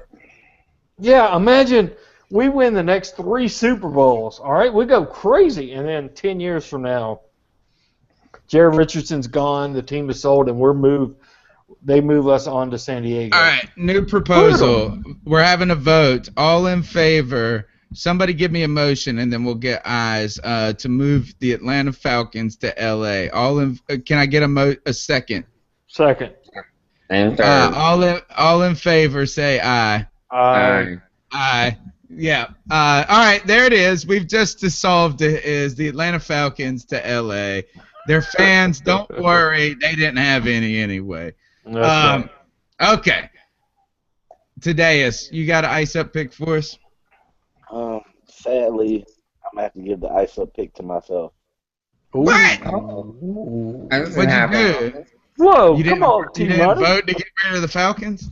Nah. Listen. All right, I'm in a pick'em tournament, and every year I'm always finishing the top 5 in the top 10. So the way they do it in the playoffs is you have to pick the 2 wild card games, and you have to pick another game, whether it's basketball or the national title game. So coming in the playoffs this year, I'm the number 1 seed out of 116 people. What? And nice. I lost. I had a bye week on Saturday, and I lost in the first round on Sunday to the 116th seed. What? So I picked. You get 2 picks as the higher seed. So I picked Clemson, thinking they were going to win. And I picked the Redskins because I don't know why, but I thought Kirk Cousins was going to beat Green Bay at home. And then the game I actually didn't pick is the only game I won, was the Seattle game. So got So put out. what'd you squander? What would you have won? What is it? It's like $200 in a championship belt, like a customized championship belt. That doesn't suck. Yeah. Man. Clemson, they blew it. I'm not going to give them any sympathy. They really blew it, the big plays. So T-Money's icing himself up because he lost $200, and he always gets he's always 13-1 on the pick'em on Sunday. It just drives mad props. Mad props for icing yourself up, though. Yeah. Last year, at least I lost in the Final Four. All right, Joe, who you got? My pick is one of the cities that should be moved to LA instead of the ones that are going. This fan base, it's really surprising how low class people can be at times. And I was really disappointed, in the play, but also in the reaction of the fans in that Cincinnati-Pittsburgh game. It was in Cincinnati. Cincinnati, had a chance to win, gave it away, literally gave it away. And when Ben Roethlisberger got hurt, he was being carted back to the locker room. That was awful. Somebody threw a full beer at him and hit him in the a I'm full sorry, I'm not supposed to be laughing. You're going to ice me up, too. I would be poor Cincinnati people, though, man. No, that's yes, they suck. They had poor player decisions, but that's not the other team's fault. Yes, I know I know they're rivals, but you don't act like that. And then fans throwing water bottles onto the field. Right. That's just tacky, and it shows a tremendous disrespect for the game itself. That's awful, yeah. And that's where I say they're one of the teams that should have been moved to LA, because maybe the fans would have more respect. So to the Cincinnati Bengals fans that were throwing beer and throwing water bottles, I say to you, ice up, son. Ice up for the waist on that, because you need that beer if you're a Cincinnati Bengals fan. Yes, I can see drunk Tony throwing out a kick, dropping a pass. Yep, done. Yep. Right on. I mean, you got to be so disappointed with that. I mean, I turned the game when AJ Green caught that touchdown. I was like, I can't believe they did it. It's over. Yeah, done. It's over. Dagger. Yeah. Gosh, I turned it on the next morning. Boom. That was crazy. All right, my ice up pick of the week goes to Dick Peterson. That's right, at Rick B787. He goes by Richard Peterson, but he is truly a dick. And he was tweeting at we're a big fan of the Mac Attack, Chris McClain, 610. They do a fantastic job that inspires us as fans every day. In fact, a lot of our thoughts and ramblings are reactions to what those guys are doing in the morning. Yeah. So, fantastic work. All of a sudden, I just see this tweet from this dude, Richard Peterson, who I call Dick. He just said, put that stat in your stupid southern mouth, asshole. He tweets. Wow. And then he retweeted this tweet that said 5-2 when trailing by 9 points or more in postseason since 2010. The rest of the NFL 6-41.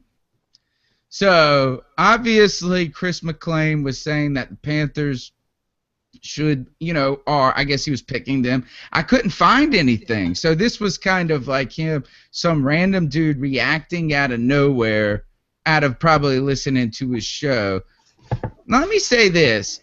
5-2 when trailing by 9 points. Let me tell you about a stat, my good friend. and that is Carolina is 15-1 when playing games this season. Ooh. So I don't gotta put no time in it. I don't gotta put no time frame. This season, when they play games, they're 15-1. So take Sundays that. and Mondays. And Sundays, Mondays, Thursday, you pick the day of the week. So let me just say, I can't wait for Thomas Davis and Luke Kuechly to come in there and devastate y'all. Might be a dead Russell Wilson at the end of the day. Cam Newton is going to wreck it. You believe it. Hashtag believe that. You'll see. The other point is somebody chimed in and said, he said something like, "Oh, don't worry, we'll be able to show all of his 7 followers that he was wrong on Monday." he said something like, "It won't be hard to track all them down and get it." So let me just say, Richard, if you don't mind, I do say Dick.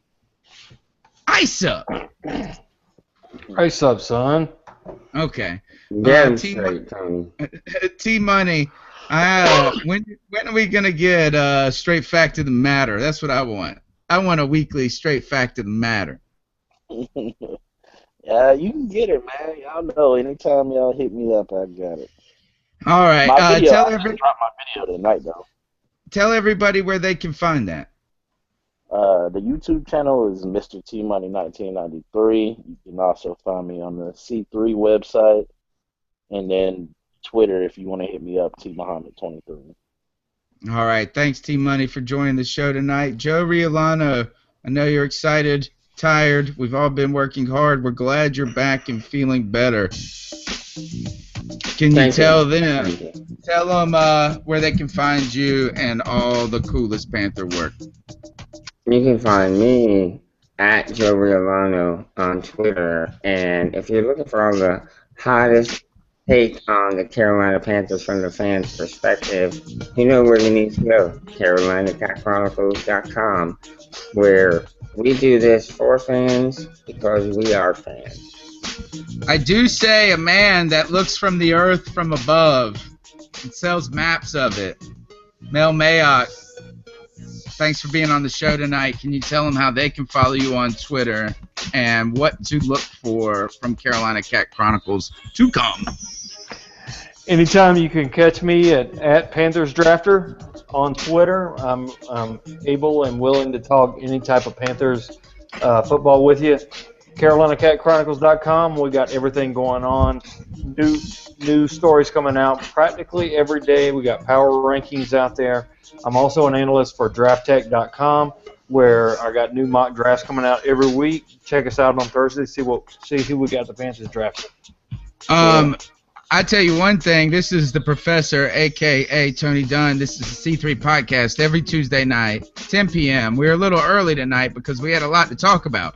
We went late. But let me tell you this. On Thursday, when you're checking Mel Mayock's picks, if you see my ass with some gold-plated damn Nikes on, I just won the damn lottery. $1.4 billion. I won it, folks. And we will see you. And I will feel like I won it on Monday when we stamp out those Seattle Seahawks, folks. Do it, this baby. Is the podcast. Thanks for joining us. It's going to be at the game. Be loud. Be loud, baby. We're out.